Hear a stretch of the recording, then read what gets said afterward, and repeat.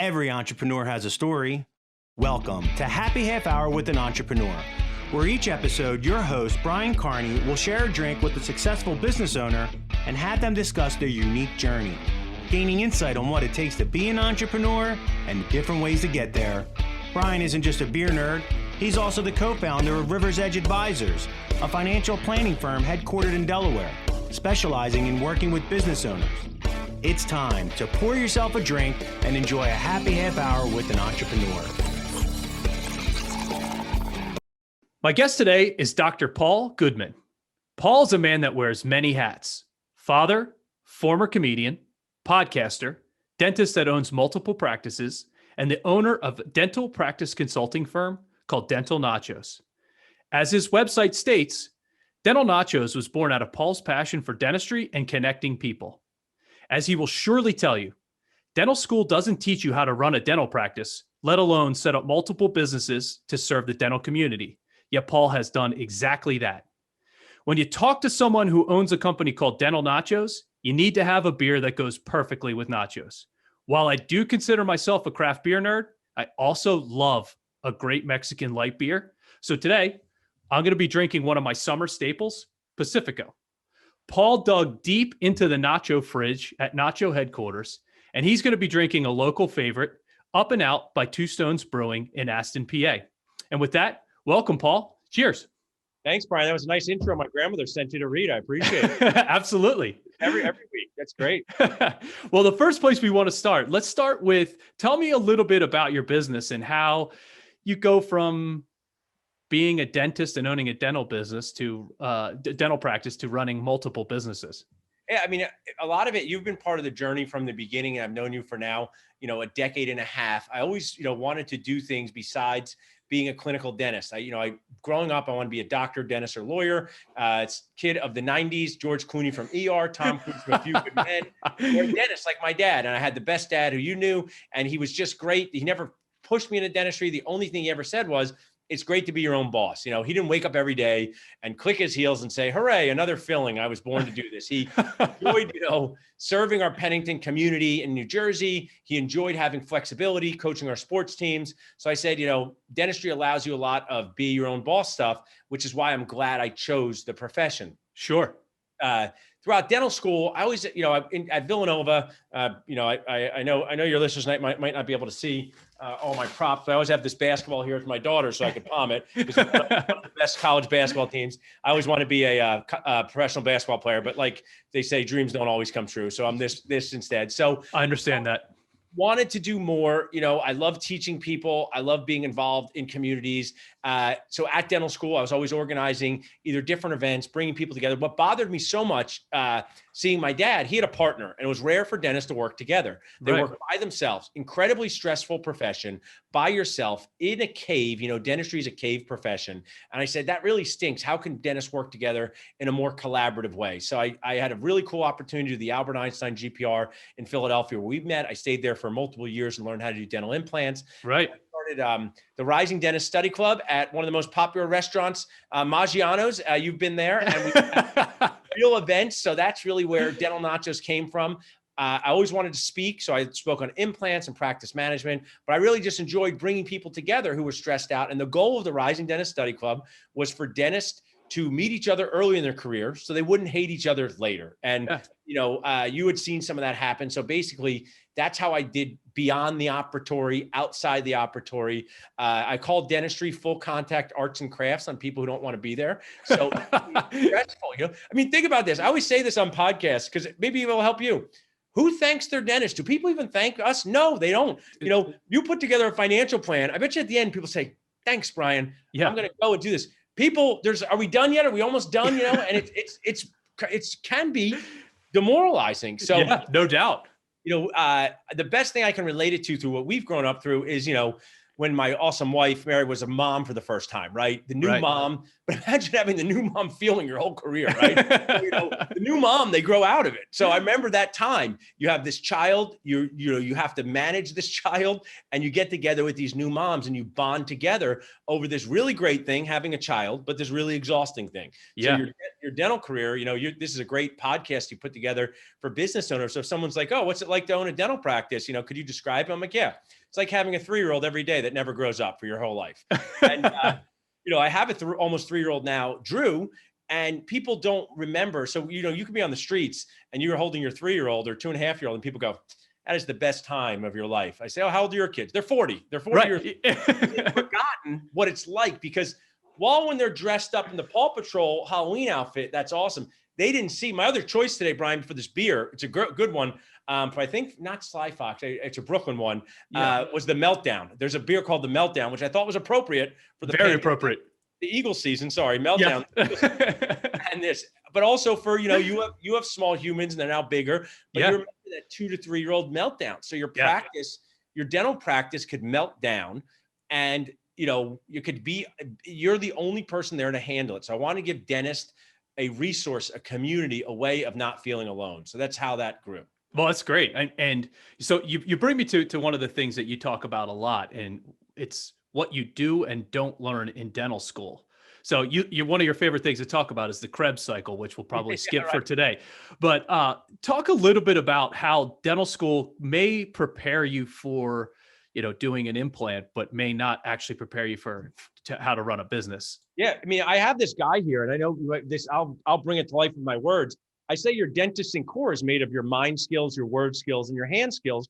Also, you don't cry on the inside every day. And what I share, and also since I live on Zoom, and I know, you're a fit guy, Brian, maybe you're doing squat jacks or jerk jacks, I'm not sure. Yeah. I have weights here. So dental school, to give it your listeners an idea, it'd be like doing 1,000 bicep curls. And you'd be like, are we ever going to work on our core? And like, you'll do that later. Or in basketball, only working on dribbling.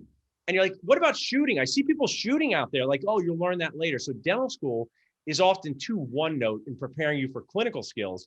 And when you get out into the world, it's communication, your business, how to interact with people. And I'll try to say this in the most diplomatic way.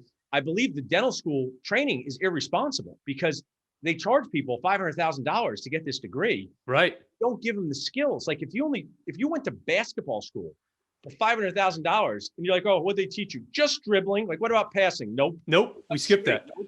So that was my goal, was to make dentists realize, to be a well-rounded, successful dentist, associate or practice owner, you need to know how to talk to people. You need to know how to think through things. You need customer service skills.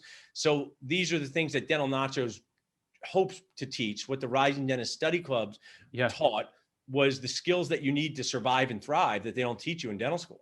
No, you make a good point. You have someone sitting in your chair that couldn't be more nervous about something that's going to happen, and you have to talk to them, and it's going to cost them a fortune. And you can't really talk to them about the clinical side of what you're going to do, because they don't care. But for sure, it's like, I was just an example. Like this is my one example that I think people can relate to. If I say, if you go get a haircut, do you want the best haircut possible? Most people are like, yes, I want the best haircut possible.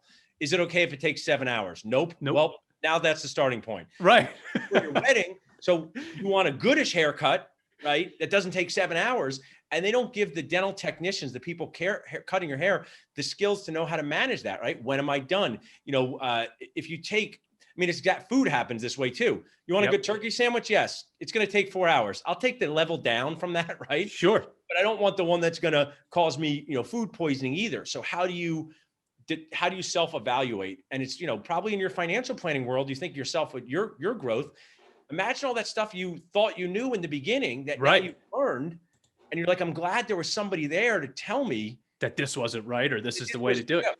Yeah. Sometimes dentists, Brian, and this is a problem, they never get any of that. Yeah. From years 1 to 40 in their career. Yeah. That's why, I make some jokes and, I love comedy and did it. But we've done a lot of work through this pandemic that I'm proud of, that talks about dentists dying by suicide, mental health, stress. Sure. Because, feeling alone, veterinarians have often the same issues. And these are things that, are causing significant problems in our industry. Yeah, that's huge because when you're not taught to run a business and you're just taught to focus on the one thing about practicing dentistry, and then you end up running a business, that becomes super stressful. Right. I'll say most medical professionals, there is a joke in our industry where if you go to the doctor or the dentist and they tell you they own a stock and you own it, you go home and sell it right away. Yeah, right, exactly. Because they're not usually the most business savvy, but you end up running what could potentially be a multi-million-dollar practice. Yeah, for sure. Oh yeah, but these are Roger Levin said that, and it stuck with me here. I mean, dentists own million-dollar businesses. Now, a million-dollar dental practice a dentist may make $200,000 a year, which is a great income. Sure. I just want to say for your listeners, or someone's running $1 million practice doesn't make you a millionaire. Right. Yeah. You have to manage $1.8 million worth of revenue, which is a lot. I mean, that's a lot of money to manage year after year. And what comes with managing the procedures, the team, the decisions, the insurances, the financial planning can just be incredibly overwhelming. Yeah, you're absolutely right. So now, obviously, you're talking poorly about dental schools. Has there been any blowback from the dental schools to Dental Nachos for your stern conversation? Very interesting. And I have a thing, and I've learned a lot doing what I do, and you've known me from before this time. The exact same content can stimulate opposite reactions in people. Sure. For example, you could have someone dress up to go out for the night, and they could look what some people think they look scandalous. Other people think they look awesome. It's their outfit, right? Yep. You could have a professional athlete perform in a game where people thought they were just toughing it out and doing well, and other people think they stink. So what's interesting about this online world is I'm just one person. So what's crazy is I will say that we need to teach dental. It's irresponsible of dental schools not to teach this, and they are letting their students down. And they have students like University of Louisville. One of their instructors sought me out from the podcast and said, I want you to speak to our students. And I give him a ton of credit. He goes, I want you to come and talk about finding jobs, all the stuff back in the day. Then other deans banned me from the school from the exact same content. Amazing. So it's crazy to me because some people are threatened. I mean, I watch you, Brian. I mean, fitness is the same thing. Sometimes the way I ate in the 80s, it's like, it's a terrible way to eat, right? Processed garbage, all that stuff. Sure. But when you change that for a culture, right? It's threatening to start eating whole foods or other stuff. And some people turn away and say, I don't want to change. Yeah. Other people turns towards it. I just keep being me because I just have nacho thickened skin. I should probably see a doctor about it. But I mean, I am amazed that the same content can cause such drastically different reactions. Yeah. But it's no different. I mean, we're going to have to manage children going through social media, right? Yeah. A 17-year-old, it could be a guy, could post a picture of himself playing a sport. Other people would say, you're showing off and trying to make people feel bad. Other people could say, you're being true to yourself and showing that you love this. And it's really difficult. And I'm 43, so I have a kind of a pretty good sense of self, but I couldn't imagine going through this earlier. And the dental schools that do that, I just hope that maybe they catch up one day and hope they see that I'm really just doing it to try to help. Who would have thought Dr. Paul Goodman, polarizing figure? Yeah, right. Exactly. That was interesting. People who knew me in person, they'd be like, I don't understand. Why are people mad? You're always just trying, like people in Philadelphia, like, you're trying to help people, bring people together. But remember, seeing something online, I always use this example. My wife is here. I don't text Mary that we are out of paper towels because that can be misconstrued. If I say, are there paper towels? It could be, well, you don't think I buy paper towels, blah, blah. So I say that. Sebastian Maniscalco is a great joke on text like that. So text, and this is so valuable to content online or written in a text has no context. No tone. Say it with your words. Yep. I mean, you help young dentists, Brian, and you're a partner. Watch this. If I sell a practice and it does $1 million a year and has 5 operatories, DSOs will be first in line to buy that practice. And it will only not be sold if the owner doesn't want to stay for 3 years. Right. So very difficult for a private practice dentist to buy that practice. Yeah. So you heard me say that. That's my experience as a broker. If I type that on Nachos or anywhere, someone say, Paul, you're telling me I can never run a practice? Paul, you're saying that, and I'm not, but you can't I always say BTL, bring to life. You can't bring to life your words when it's read in someone else's head. Yeah, and that's for really sure. So. Yeah, your tone and what you actually mean doesn't come across when it's just printed for words. Sure.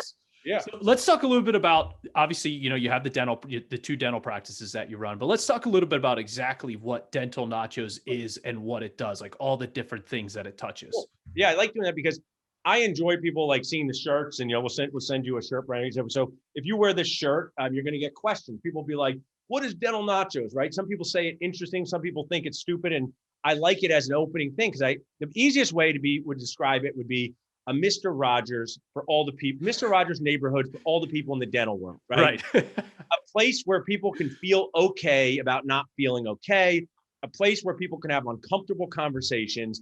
And my wife, Mary, is a kindergarten teacher. She's homeschooling Daphne, this pandemic life. So she's a kindergarten teacher. I went to her classes back in the day. Kindergarten teachers are special people because they take 5 and 6-year-olds, they put them in a classroom, and they try to make them be nice, but also learn and have conflict. That's what Dental Nachos does. Another way to describe it is a free park like Rittenhouse Square. You go there, you can enjoy the park, you can watch, and there's also stuff that's sold.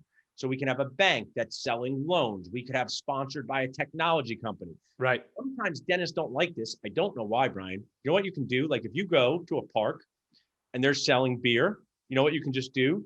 You don't have to buy it, right? Right. Some people like me, there was a brewery, a local one before the pandemic that was great. They made this great IPA. I was glad they were at the park, right? Sure.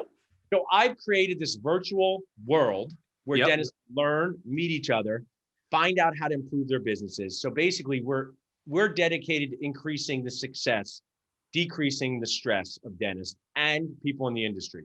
How can you be more successful, less stressful, and also come out of your caves and make new friends? The proudest thing, whatever happens with Dental Nachos long-term, maybe listen to this 10 years from now, Dental Nachos doesn't exist. Maybe listen 10 years from now and Dental Nachos is a national brand. Either one of those things could happen. But the proudest thing I could be is that real dentists have met each other across the country without me involved because of Dental Nachos. That's amazing. That I love. They take pictures saying, I met Pete in Chicago because you're a Dental Nacho and I'm a Dental Nacho. So that is the best way to describe it. That's phenomenal.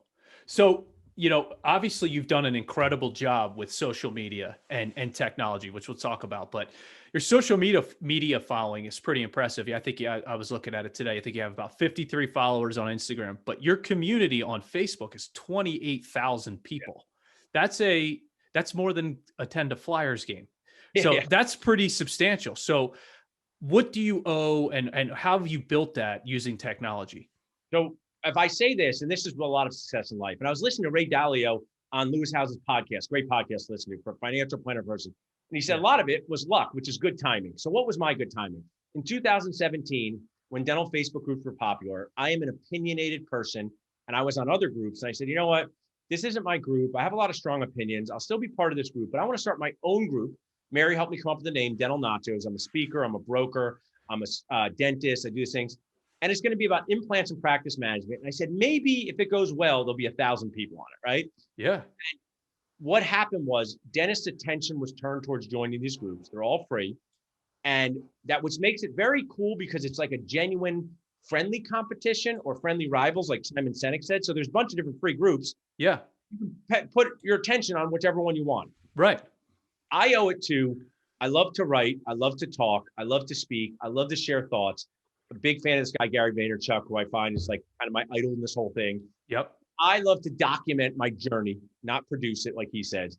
And I love to grab polls. I love to be, I tell people, like my friend, Dr. Todd Fleischman, who I turned to speaker, my whole thing is Paul Goodman will kindly annoy you into a good decision. At first you feel annoyed, but then you're so threatened by his kindness when he has nothing in it for him. Because I met Todd and I'm like, you're really good at speaking. You got to become a speaker.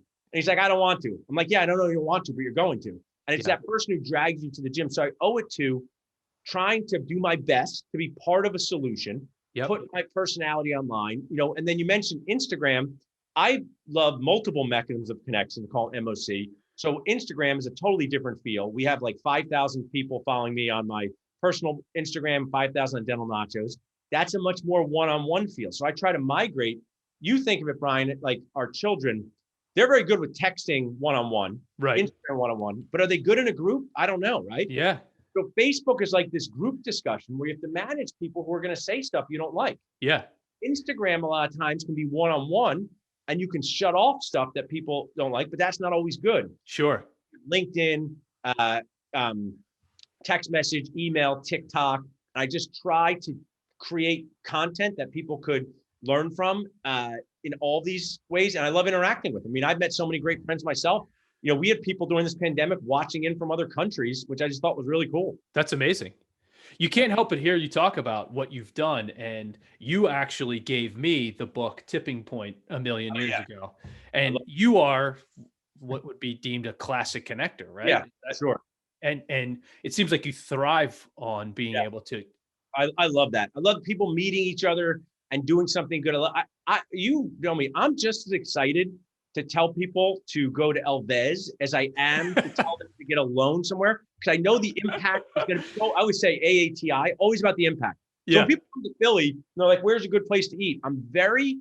I know that if I recommend people go to Elvez, 9 out of 10 people like it, 19 out of 20. So I know most likely people are going to like it. Most people's brain is worried, what if one person doesn't like it? Not me. Yeah. I say, you better go to Elvez while you're here. If you don't go to Elvez, you're going to miss out. And then people go. Guy from Denver who came in, we were talking yesterday. We met at Elvez. He does a practice transition. I want to introduce you to him. Nice guy. We were talking about like doing stuff. You know what he said in the middle? He goes, you took me to Elvez. Those nachos were so good there. We have to go back there, right? That's like, I'd love if the Star Group sponsored me one day, but they don't, right? But sure. What people don't get, and it's like, I am passionate about telling people to go to Elvez. I get $0 from it. Right. Because I know they're going to have a great experience. Yep. Life has a lot of annoying experiences. So I just love connecting people, and I love being connected to good ideas too. I try a lot of things. I'm very open to new things. I don't judge myself too much. Something doesn't go well, just don't do it again. I don't know. So trial and error. Tipping Point is a great book. It was great you remembered that. I love it. Yeah. You bring up a good point about when you try to introduce someone, you're sort of putting yourself out there and something could go wrong, but you just totally ignore that and I guess that's probably being an optimist at some point. I'm optimist. I also put myself into most likely what's going to happen. If you told me my sister needs an implant, I'll say, do it, right? You don't tell me more. And she said, well, but what if they don't work out? They work out well 95 of 100 times. Yeah. 95 of my patients love their implants, right? Right. So I'm not betting your sister's going to be in that 5, right? Most people worry about that 5. I worry about missing out on the 95. Sure. And that's why I'm just very passionate and positive, and I am optimistic, but I'm also realistic. One of the things people have said about me is I'm like a real positive realism for dentistry, because I'm also going to tell people there aren't enough jobs for young dentists, and then they're going to get upset, and I'll be like, you could be upset, but there's still not enough jobs. That doesn't change the fact. Yeah. Right. Like I use the example, like people, if they want to go to Elvez on a Friday night without a reservation, they're going to wait 2 hours. Like, but I can't wait 2 hours. I go, Elvez doesn't care. You got to wait 2 hours. So I'm also very realistic, and because optimism can have a problem if you become, as I'm using Gary Vee thing, delusional, right? Right. So like, where does optimism end and delusion start? Yeah, you do need a realistic optimism. That's for sure. Yeah. So one of the things I want to talk about, so you talk about putting yourself out there, making recommendations, and you already brought his name up once, but you did recommend to me many years ago to go see Sebastian Maniscalco.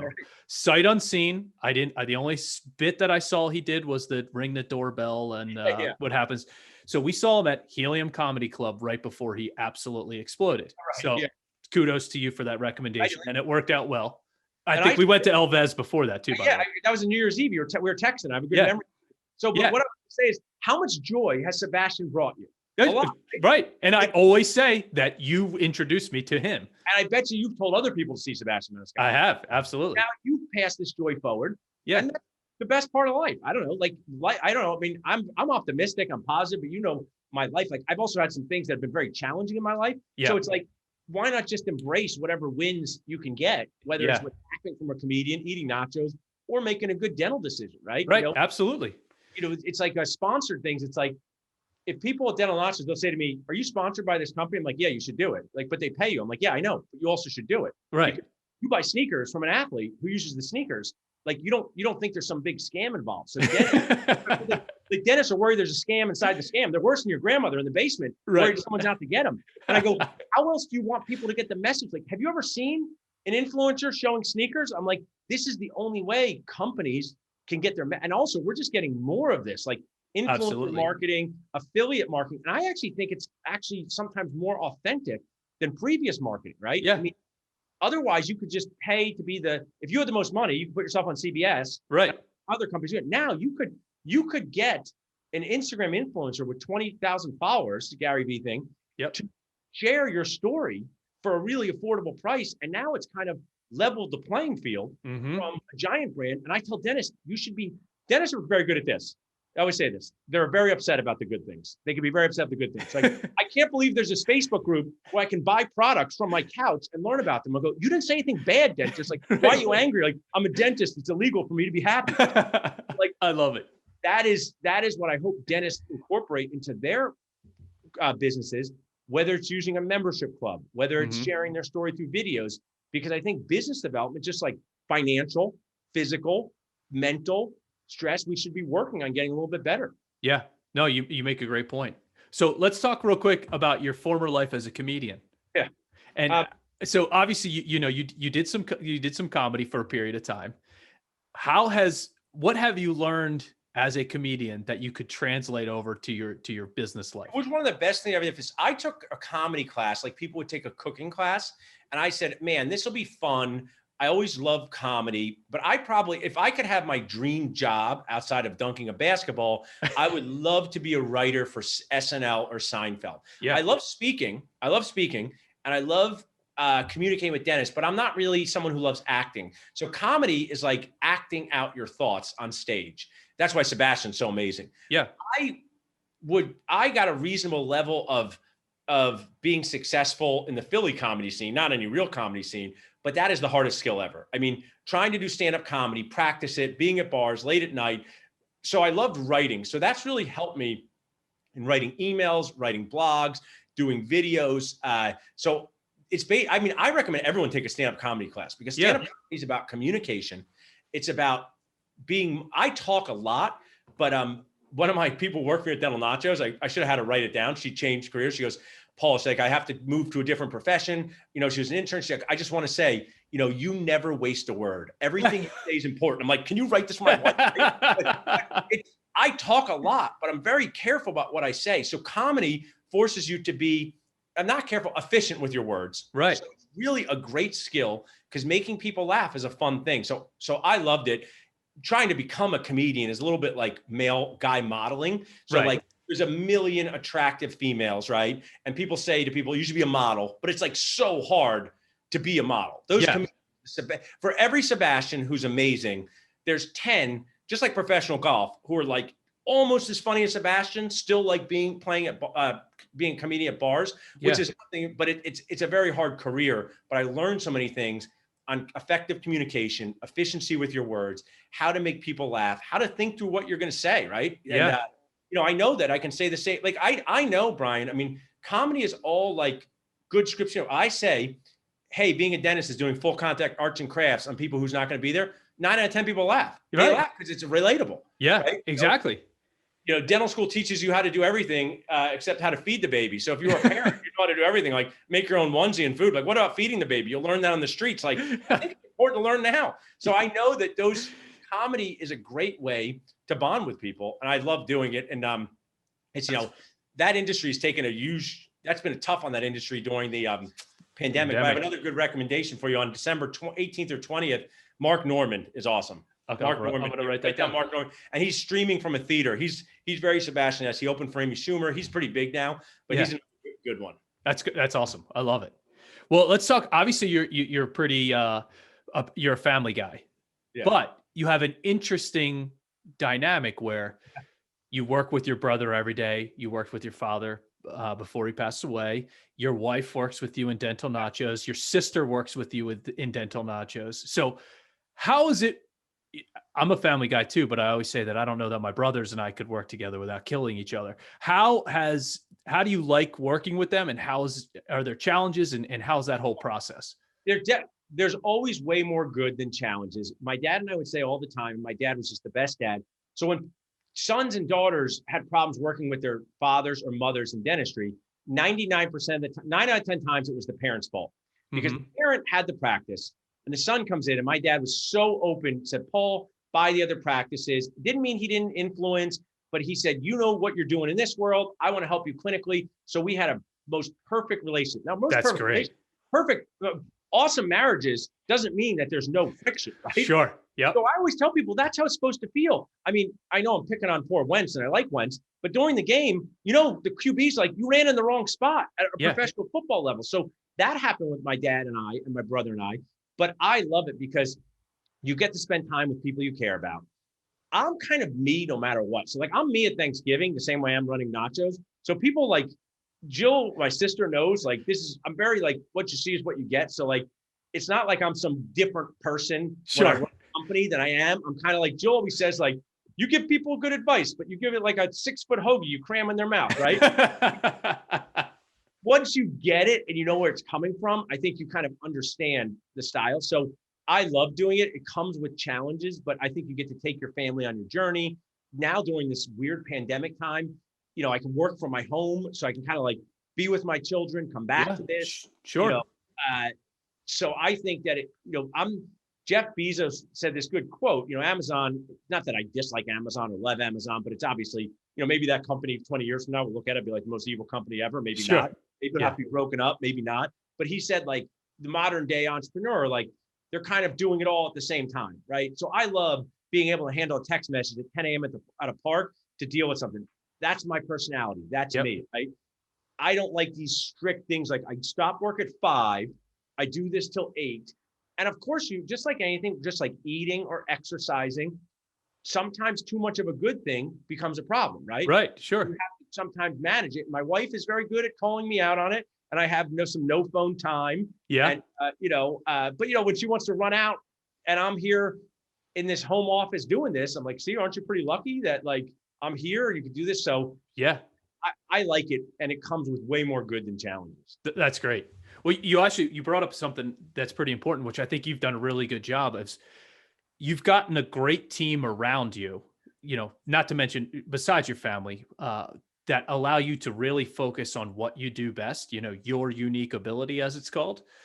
So how have you been able to build such a successful team to really focus on what you like to do most? It's an excellent question. I'll, bring it to dental world. My dad, most dentists are not good with delegation because when they delegate one job and it's not done right the first time, they say, I'm taking it back. That's not unique to dentistry, but then what they have is a lot of annoying jobs. Mm-hmm. I am it may not appear this way, and Gary Vee talks about himself this way, but I am one of the most patient people anyone will ever meet. I'm patient with feelings.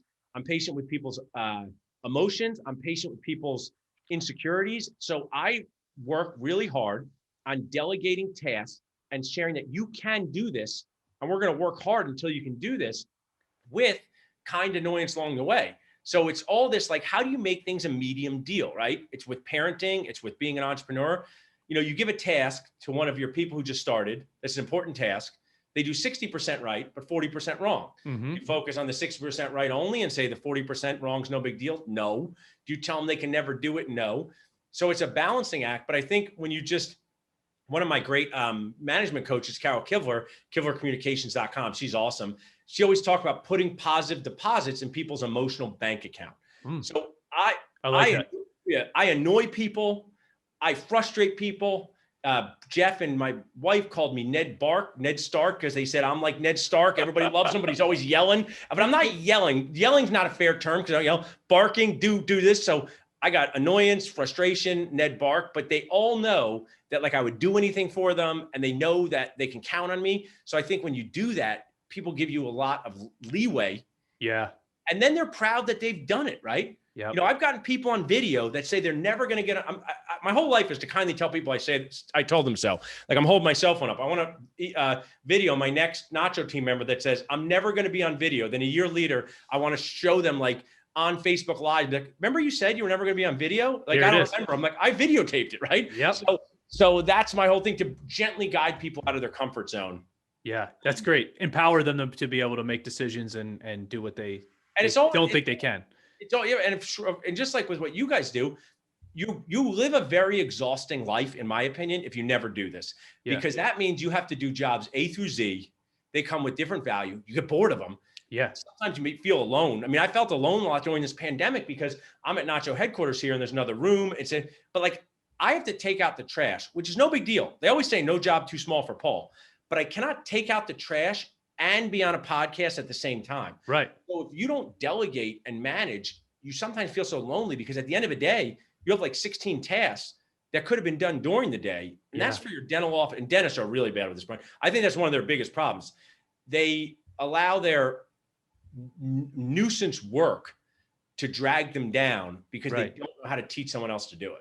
It's interesting. There is part of, I guess, part ego where you don't necessarily want to let things go in the fear that they might not be done exactly like you want them. But you have to kind of weigh your costs for doing it versus someone else that is way better at it than you. Sure. Or what's so bad if it's done 80%? Get to goodish. I mean, who's even to say that all these right ways thing? It's like I had the best grandmothers in the world, but it's like that weird grandma cooking style where like, no one makes my lemon meringue pie as good as it's like Seinfeld. I don't know how official these rankings are with World's Greatest Dad and Greatest Dad. So like, I just don't take myself too seriously. And I think people, it's kind of the fun part of being a leader is to see people grow and do better and have better self-esteem from growing. I mean, it's kind of sad when you see these people in positions where they kind of just stay at one level the whole time. Yeah. And the leader never kind of gets them to a different level. To me, I think it's one of the biggest parts of being an entrepreneur, to try to bring people to help them get the most out of themselves as possible. That's a great point. I agree with you there. So obviously we've talked a lot about how well things are going. Let's talk a little bit about some of the biggest challenges that you've faced, whether it be professionally or whatnot. So talk about a little bit about that. I mean, you have an interesting background.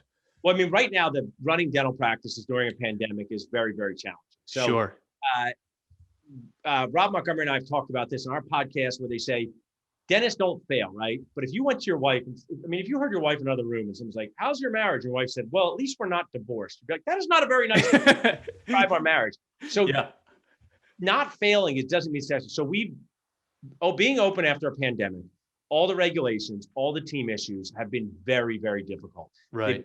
Emotionally difficult, physically difficult, mentally difficult. That has been, dentistry was in a place where it was trending towards more and more work for less profit. Mm-hmm. And I think the best way I could describe this to people is their body type, right? So if someone says, I've gained 20 pounds, I don't like that I've gained 20 pounds, but someone says, yeah, but you're not that overweight. That doesn't help the person who gained 20 pounds, right? Sure.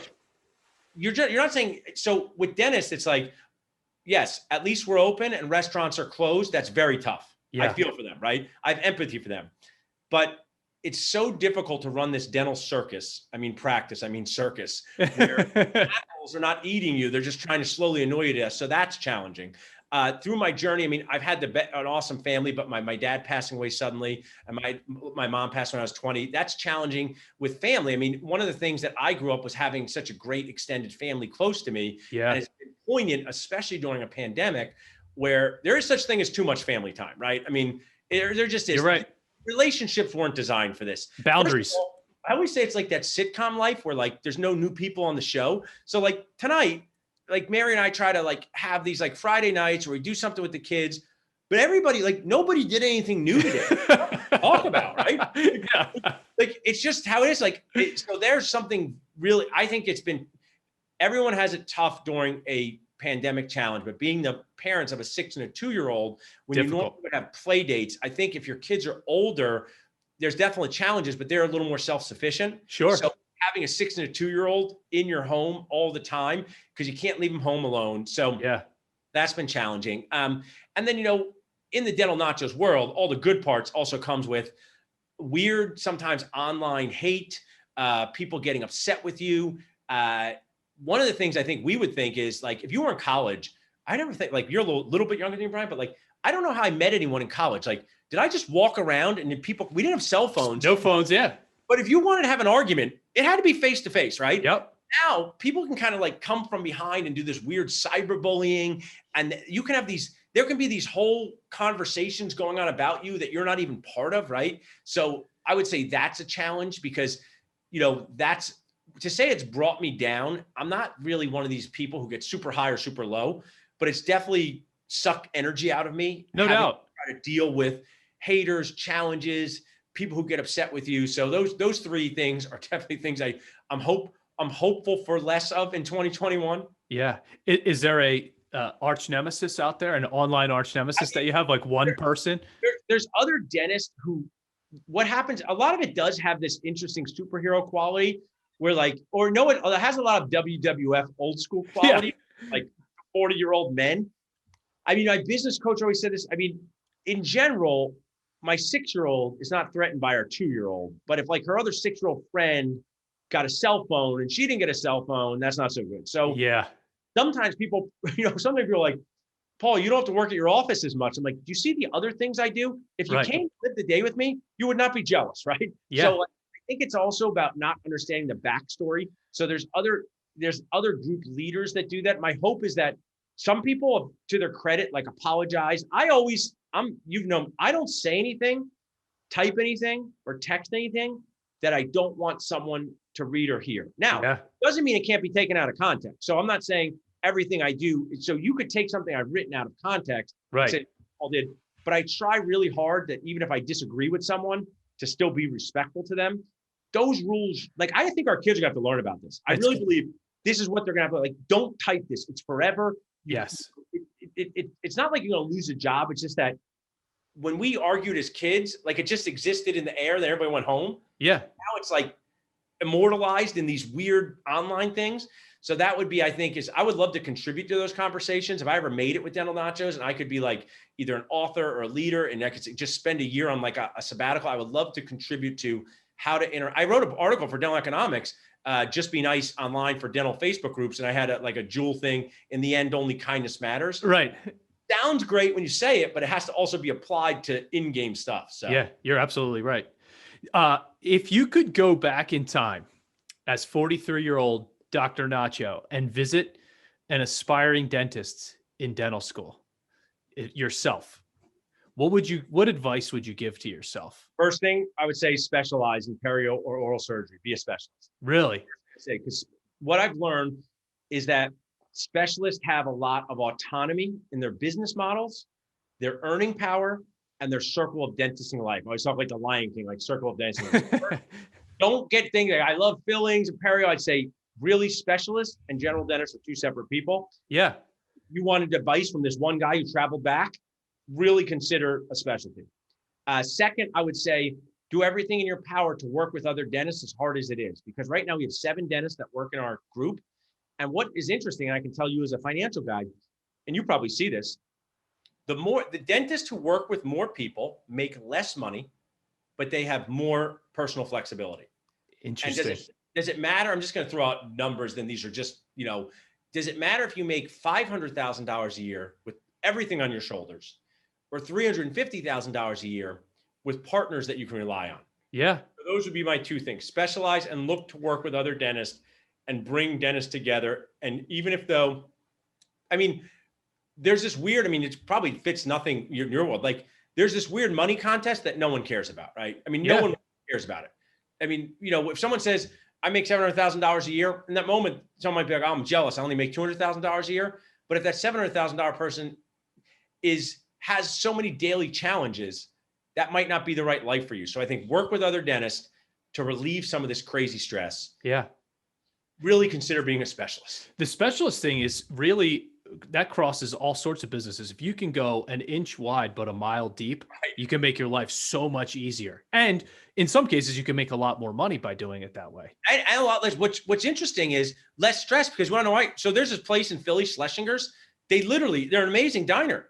They'll make you a turkey dinner any night of the week. They will also make you eggs. They will also make you chicken parm. What kind of fridge do they have, right? You're like, I would like to have the turkey dinner. Like, we would like you to get out, right? Yeah. Elvez, they do one thing. We do Mexican food. Yep. We troubleshoot Mexican food. That's so it's it. also like periodontist, troubleshoot implants, soft tissue stuff. And if I always say, quiz people, survey people, don't listen to me. Go to 10 specialists and say, do they wish they were general dentists? You're going to get 0 out of 10.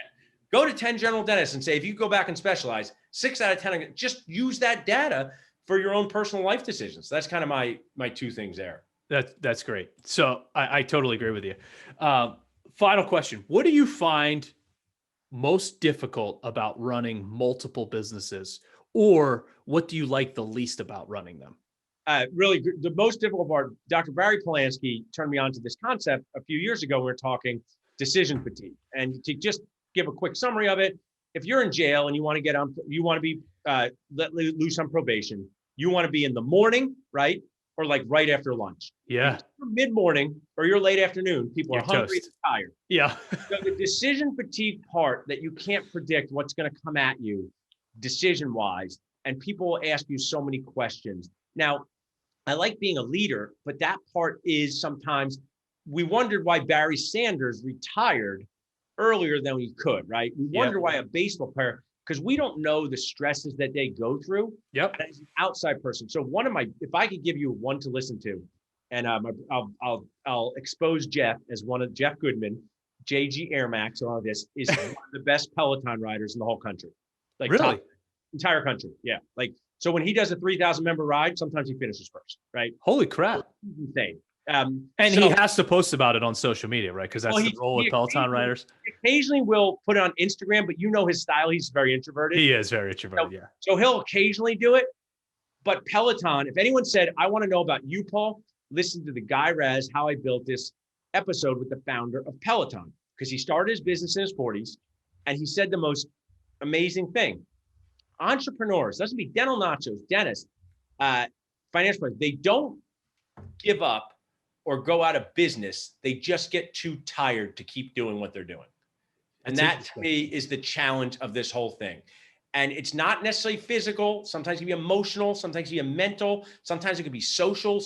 But he's basically said, it's not that you run out of money or it's that you get too tired to keep doing what you're doing. So if someone said I had to do this for the next decade, I say I can't do this, but I'm always trying to just grow it and replace myself and get to a point where I can have other people enjoying doing this stuff. And I'm doing some of that now with practice sales and some of the CE stuff, but that would be the part that I say, if what I don't like about is that you wake up, you check your devices, you're not checking for Candy Crunch, you're not checking TikTok, not that I look at this, you're looking at what's incoming. I call it tennis balls at your head. Yep. I look at these tennis balls and I said, guys, if you saw tennis balls, because I played tennis as a kid, you saw tennis balls as decisions. There'd be so many coming. At the end of the day, I got to go pick them all up myself. So that would be the part that I would say was the biggest challenge. Great. That's a great point. I couldn't agree with you more there. Well, thank you so much for your time. I absolutely enjoyed this conversation. So if you'd like to go Rocky 2. I love it. We got to get to Rocky 4 with Ivan Drago, which is underrated Rocky, if you ask me. If you'd like to see Paul's dental practice website, go to penningtondentalcenter.com. And to check out Paul's Dental Nachos business, go to his very cool website at dentalnachos.com. Paul, thank you so much, and cheers to you. Cheers, Brian. Thanks so much. Love what you're doing. Thank you for listening to Happy Half Hour with an Entrepreneur, sponsored by Rivers Edge Advisors. For more information on how Rivers Edge Advisors can help you, visit their website at riversedgeadvisors.com. If you'd like to connect with Brian Carney for business advice or just to share a beer, follow him on Instagram at riversedgeadvisors_LLC.